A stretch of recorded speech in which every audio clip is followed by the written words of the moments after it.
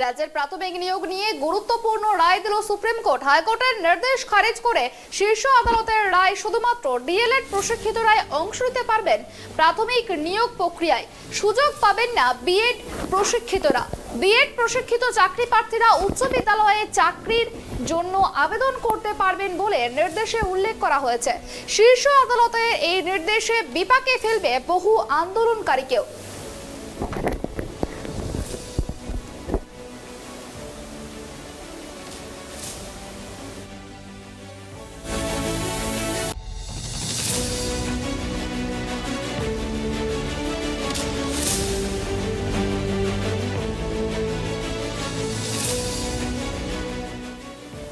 রাজ্যের প্রাথমিক নিয়োগ নিয়ে গুরুত্বপূর্ণ রায় সুপ্রিম কোর্টের। এই বিষয় নিয়ে আমরা আরো বিস্তারিত জানবো। আমাদের সঙ্গে নিউজ রুম থেকে রয়েছেন আমাদের প্রতিনিধি গৌতম। যে বিষয়টা জানবো যে সুপ্রিম কোর্ট যে রায় দিয়েছে প্রাথমিকের প্রাথমিক শিক্ষকের ডিএলএড প্রশিক্ষিতরাই চান্স পাবে, সেক্ষেত্রে বিএড এরা কোনো রকম কোনো সুযোগ পাবে না। এই বিষয় নিয়ে কি জানতে পারছো? দেখো সুপর্ণা, সুপ্রিম কোর্ট আজকে যে রায়টা দিয়েছে শিক্ষা ক্ষেত্রে, সেটা কিন্তু একটা ঐতিহাসিক রায় বলা যেতে পারে। কেননা এই যে রায় যে একমাত্র প্রাথমিক স্কুলের চাকরির ক্ষেত্রে শুধুমাত্র ডিএলএড প্রশিক্ষিতরাই চাকরি করার সুযোগ পাবেন, বাকি অর্থাৎ বিএড যারা প্রশিক্ষিত তারা এই সুযোগ পাবেন না। এর কিন্তু দুটো দিক আছে। দুটো দিক বলতে সুবিধা এবং অসুবিধা। প্রথমে আমি ধরি সুবিধার কথাটা।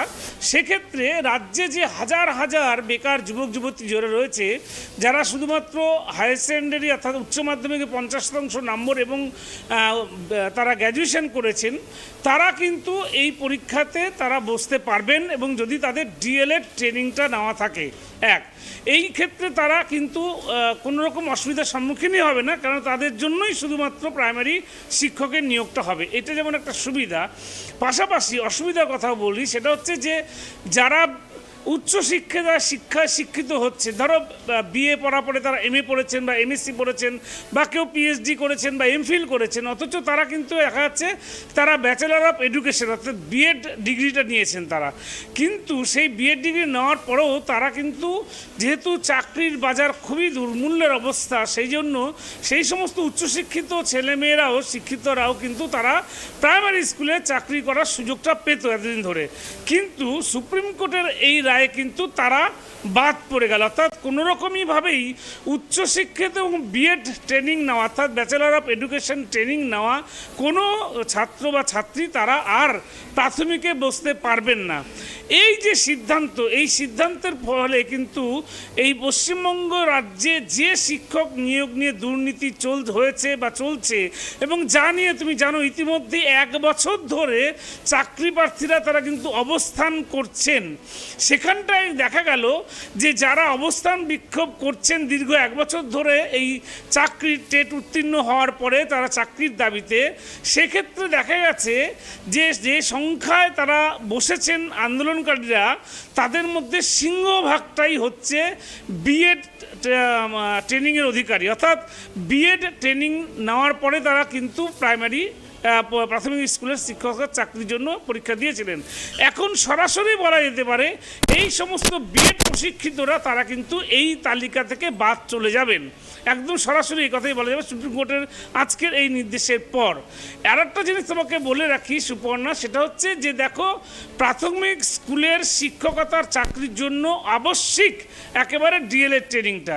এতদিন যেটা রাজ্য সরকার করত সেটা হচ্ছে যে সমস্ত বিএড প্রশিক্ষণরত পরীক্ষার্থীরা চাকরি করছে তাদেরকে সরকারিভাবে 6 মাসের একটা ডিএলএড কোর্স করিয়ে নেওয়া হতো সরকারিভাবে, এবং বিএড ট্রেনিং নেওয়ার থাকা সত্ত্বেও তাদেরকে 6 মাসের জন্য একটা ডিএলএড ট্রেনিং করিয়ে নেওয়া হতো, যাতে প্রাথমিক শিক্ষকের যে ক্রাইটেরিয়াটা ডিএলএড ট্রেনিং প্রাপ্ত কিনা সেটা বজায় থাকে।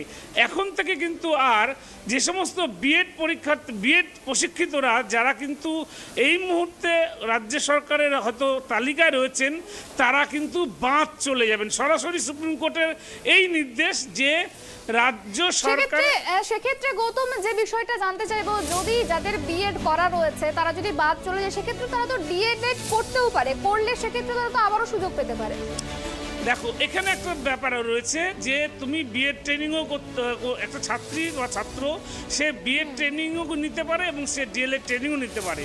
এই ক্ষেত্রে যেটা হচ্ছে যে বিএড এর ট্রেনিং নিয়েছে সে কখনোই অ্যাপ্লিকেবল হবে না প্রাথমিক স্কুলের চাকরির ক্ষেত্রে। এটা হচ্ছে সুপ্রিম কোর্টের এটাই নির্দেশ যে বিএড ট্রেনিং যারা তারা কখনোই অ্যাপ্লিকেবল না প্রাথমিক স্কুলের চাকরির ক্ষেত্রে।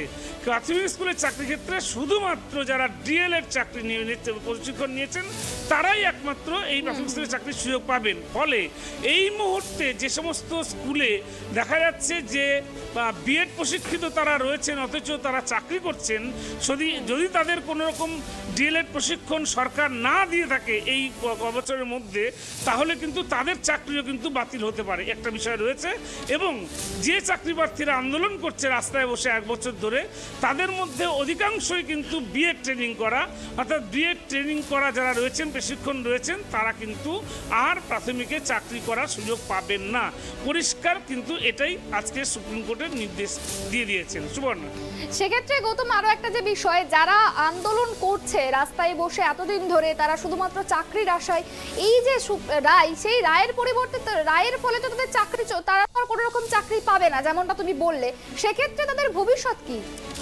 একদমই সুবর্ণা, যারা চাকরির দাবিতে অর্থাৎ প্রাথমিক স্কুলের চাকরির দাবিতে যারা আন্দোলন করছে দীর্ঘদিন ধরে, তাদের মধ্যে দেখা যাচ্ছে যে অধিকাংশই তারা বিএড ট্রেনিং, অর্থাৎ বিএড ট্রেনিং মানে হচ্ছে ব্যাচেলর অফ এডুকেশন ট্রেনিং, যেটা একমাত্র হাই স্কুলের শিক্ষকদের জন্য প্রযোজ্য। এখন যেহেতু এতদিন কোনো নির্দেশিকা ছিল না, কিন্তু আজকের এই সুপ্রিম কোর্ট মহামান্য শীর্ষ আদালতের এই নির্দেশ, যে নির্দেশে একমাত্র প্রাথমিকে ডিএলএডরাই যোগ্য, সেই ক্ষেত্রে কিন্তু এই সমস্ত যারা চাকরি প্রার্থী আজকে ধর্নায় বসেছেন তারা কিন্তু তাদের এই প্রাথমিকের তালিকা থেকে তাদের নাম বাদ চলে যাবে।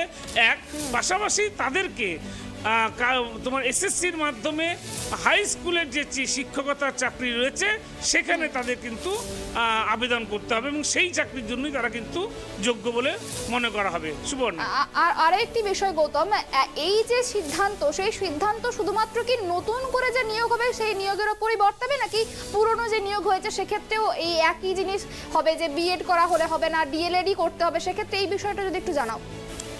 দেখো, যেটা শীর্ষ আদালত জানিয়ে দিয়েছে যে কোনোভাবেই বিএড প্রশিক্ষিতদের আর প্রাথমিক স্কুলের চাকরিতে নেওয়া যাবে না, এটা যে আজকে সিদ্ধান্তটা ঘোষণা করেছে। এখন তোমাকে যেটা বলি যে 2022-এ যে লাস্ট টেট পরীক্ষা হয়েছিল, প্রাথমিক স্কুলের পরীক্ষা হয়েছিল, যেটা রেজাল্টও বেরিয়েছে কিন্তু নিয়োগ হয়নি।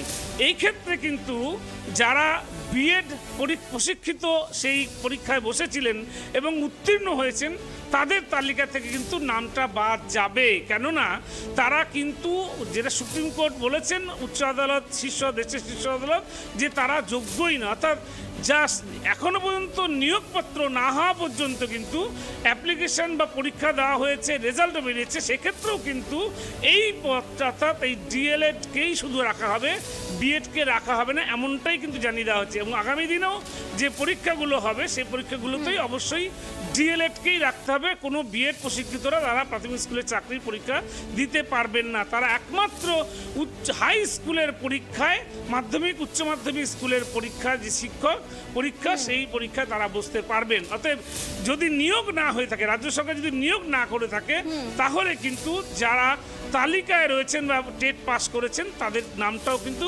বাদ চলে যাবে এই সুপ্রিম কোর্টের নির্দেশ অনুযায়ী। সুবর্ণা, একেবারে অনেক ধন্যবাদ গৌতম। যে বিষয়টা আমরা জানতে পারলাম যে প্রাথমিক নিয়োগে এখন নতুন নিয়ম যেটা রায় দিয়েছে, প্রাথমিকে চাকরি পাবেন শুধুমাত্র ডিএলএড প্রশিক্ষিতরা, বিএডরা কোনো রকম সেখানে সুযোগ পাবেন না, এমনটাই কিন্তু রায় দিয়েছে সুপ্রিম কোর্ট। আর এই সুপ্রিম কোর্টের রায়ে কিন্তু সেক্ষেত্রে বলা যেতে পারে যে সমস্ত রাস্তায় বসে আন্দোলনকারীরা চাকরির দাবিতে বিক্ষোভ করছেন তাদের হয়তো চাকরি যেতে পারে, এরকমই কিন্তু অনুমান করা হচ্ছে।